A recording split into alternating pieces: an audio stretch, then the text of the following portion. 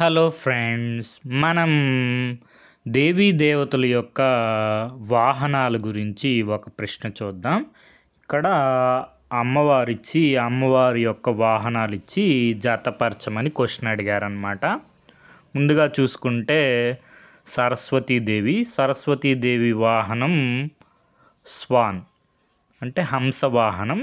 తర్వాత లక్ష్మీదేవి వాహనం వచ్చి ఉలుక వాహనం. ఉలుక అంటే గుడ్లగూబ అనమాట, ఆవులు.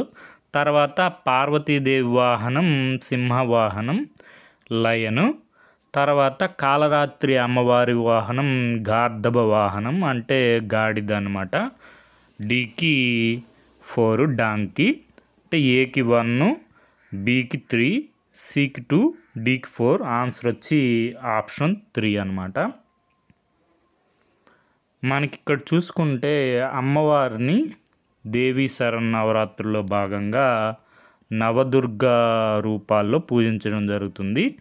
దాంట్లో 7వ రోజు మనకి కాలరాత్రి అమ్మవారిని పూజించడం జరుగుతుంది. కాలరాత్రి అమ్మవారి వాహనం గార్ధబ వాహనం అంటే గాడిద వాహనం అన్నమాట.